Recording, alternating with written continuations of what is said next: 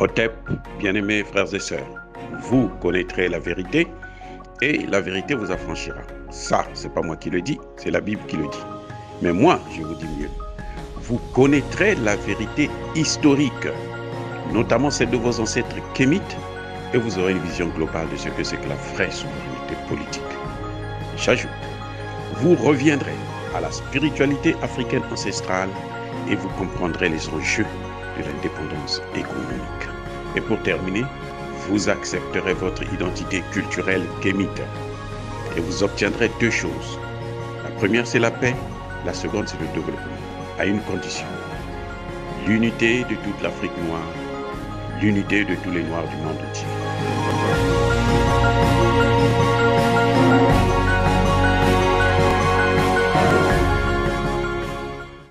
Otep à tous. Bienvenue sur la chaîne des panafricanistes, par essence, par conviction et par excellence. Celle des citoyens kémites par nécessité et obligation de combat. Nous sommes une chaîne qui n'est guidée que par nos ancêtres, et rien que par les ancêtres qui appartiennent à l'égrégore du monde noir. Par conséquent, nous ne croyons en aucun Dieu venu de l'étranger. Toutefois, cette vidéo n'est aucunement destinée à inciter à la haine ou à la violence.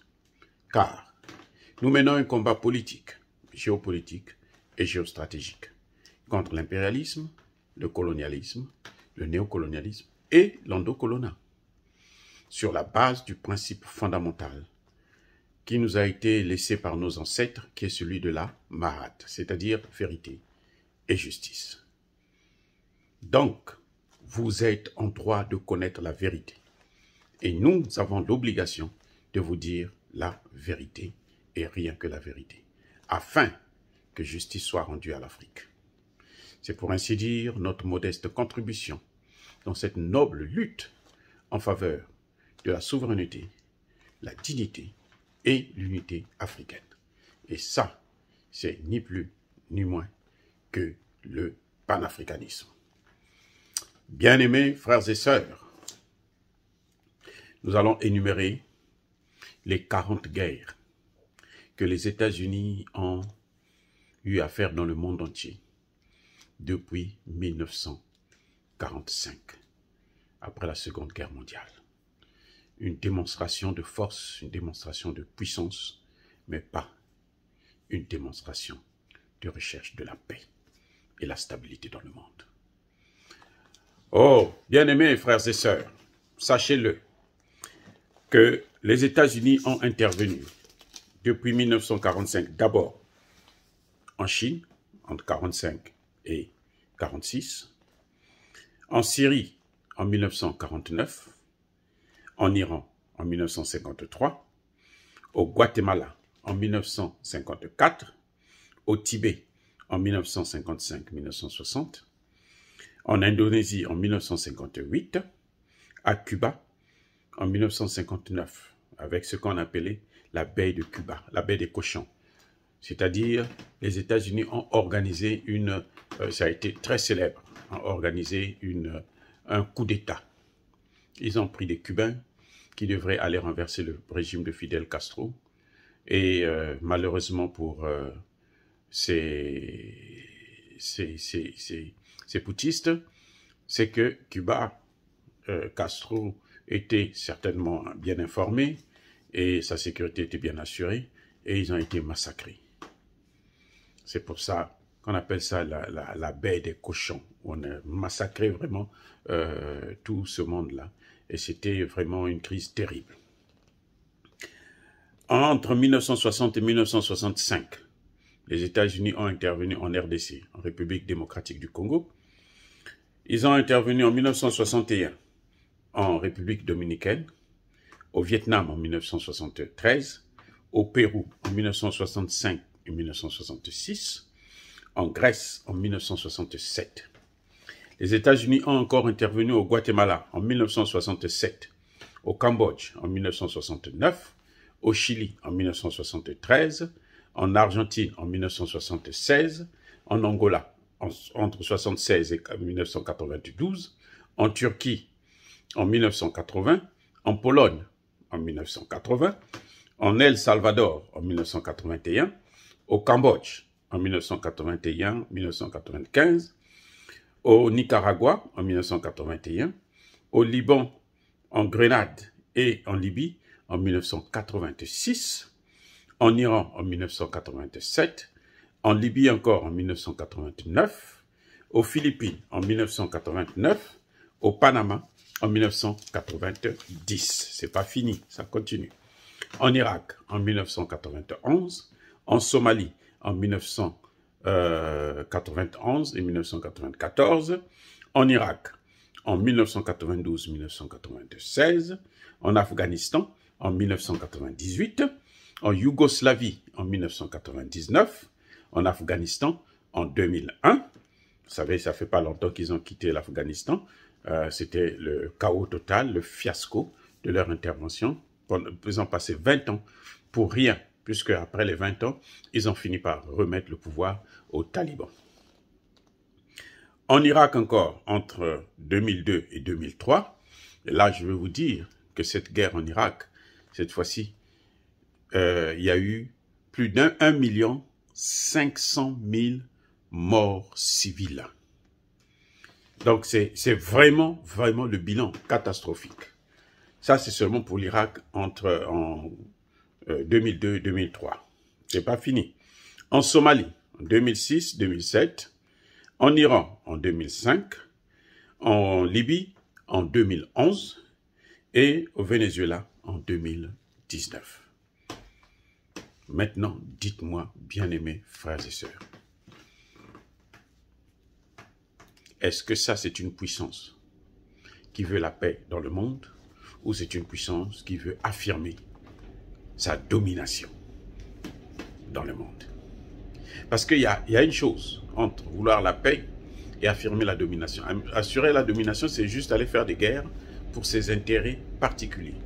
Ce n'est pas pour les droits de l'homme, ce n'est pas pour sauver la démocratie, ce n'est pour rien du tout. Je vous ai dit, en Afghanistan par exemple, ça a été un fiasco. À la fin, on a fini par donner le pouvoir aux talibans. On leur a tout donné. Ceux qui sont allés combattre, c'est à ceux-là qu'ils ont fini par donner le pouvoir. Donc 20 ans de guerre inutile. Je veux vous dire une chose. Lors de la Première Guerre mondiale, en 1917, que font les États-Unis? Ils demandent à Haïti, puisqu'ils avaient occupé Haïti, ils demandent à Haïti de déclarer la guerre contre l'Allemagne. Le président haïtien commet l'erreur de présenter le dossier au Parlement haïtien de l'époque. Le Parlement qui regarde la situation, il dit, mais attendez, nous, on n'a rien à voir dans cette affaire-là. C'est une affaire qui se passe en Europe, c'est entre les Européens, ils se battent entre eux. Et nous, les Noirs, qu'est-ce que nous avons à faire dans ça? Ils disent, nous, on ne veut pas. Ils rejettent. Vous savez ce que les États-Unis ont fait? Ils ont envoyé l'armée américaine venir au Parlement, chicoter les parlementaires. Ils ont torturé ces parlementaires et ils ont changé de Parlement. Ils ont choisi des gens qui étaient acquis à leur cause, ils les ont placés là. Allez, vous êtes désormais les parlementaires. Donc, à la place du Parlement, ils ont créé ce qu'ils ont appelé un Conseil d'État. Ils disent maintenant, vous votez la loi pour que le Parlement, Haïti entre en guerre contre l'Allemagne. C'est là que maintenant, Haïti va faire la déclaration, bien entendu, pour une guerre qui ne les intéressait pas, ils n'en avaient pas besoin. Elle va maintenant s'engager dans la guerre contre l'Allemagne, qui ne lui avait rien fait, dans une guerre qui ne lui apportait rien. Je ne veux pas vous dire, vous vous souvenez de l'histoire de Mohamed Ali, c'est le même cas. On demande à Mohamed Ali d'aller en guerre au Vietnam. Mohamed Ali qui dit, mais attendez, les blancs et les jaunes se battent. Moi, qu'est-ce que j'ai à voir là-dessus? Moi, je suis un noir. Si c'est encore en Afrique, pour aller sauver les Africains, je suis prêt à y aller. Et là, on va le punir. On va le punir pour ça. C'est plus de 30 ans, 40 ans après qu'ils vont comprendre que non, mais c'était ils vont corriger et on va lui remettre parce qu'on lui avait ravi le trophée qu'il avait gagné, la Coupe du Monde, le boxe. Et qu'est-ce qu'il va faire? C'est là qu'on va lui remettre ça avant sa mort. Voilà le comportement des États-Unis d'Amérique. Et ce sont ceux-là qui donnent des leçons à la Russie. Je ne veux pas faire de commentaires là-dessus, mais si on prend en compte les guerres que la Russie a faites dans le monde, la plupart de ces guerres sont des guerres de libération. Le cas de l'Angola, le cas du Soudan, le cas de Cuba, ainsi de suite. Ce sont des guerres où la Russie vient aider ces pays-là à obtenir leur indépendance, affirmer leur souveraineté. Pas pour ces guerres que je venais de citer, 40 guerres, de 1945, après la Seconde Guerre mondiale, jusqu'à aujourd'hui. Voilà ce que les États-Unis, qui sont la première puissance économique et militaire du monde, qui devrait donc diriger le monde vers la paix, mais qui a dirigé le monde que vers la guerre, qui a montré elle-même l'exemple de la guerre. C'est pour ça qu'aujourd'hui, nous voyons, il y a maintenant beaucoup de pays qui qui utilisent l'arme nucléaire. Eh oui, parce que chacun est obligé de se défendre. La Corée vient de créer son arme nucléaire, la Corée vient d'obtenir l'arme nucléaire, il vient d'inaugurer des missiles intercontinentaux qui vont jusqu'à 15 000 km. Donc, depuis la Corée, on peut frapper même les États-Unis. Et le Nord-Coréen vient de dire que non, il est en train de se préparer à une longue guerre avec les États-Unis. Voilà ce que les États-Unis nous donnent comme modèle. Le modèle de la force, le modèle de la jungle. Il faut punir les plus faibles. Et les plus faibles, quand ils en ont les moyens, quand ils en ont la matière grise, ils préfèrent se doter de l'arme nucléaire et on ne peut pas les arrêter. Ça, c'est une puissance qui cherche la paix ou qui cherche la guerre. À vous de juger. Dire cela, c'est inciter à la haine ou à la violence? Non. Les informations sont sur le net. Vous pouvez vous-même les retrouver. Vous allez constater que je n'ai rien dit, ajouté de mauvais. Je vous dis tout simplement que partir faire autant de guerres inutilement, juste pour dominer le monde, ne servent à rien du tout. Ça ne sert à rien du tout. Voilà, bien-aimés frères et sœurs, nous sommes une force tranquille, oui, et nous assumons nos propos. Yaba colère ve, ya malembe. Soyez bénis, j'ai dit.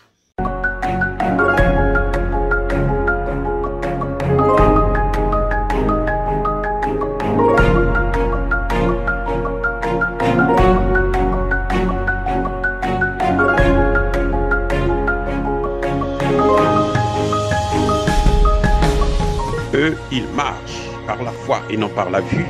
Mais moi, je vous conseille vivement de marcher par la connaissance scientifique et historique, notamment celle de nos ancêtres kémites, par les 5 sens et par l'intelligence. Otep, vive l'Afrique éternelle et que Dieu vous bénisse. Abou Apia.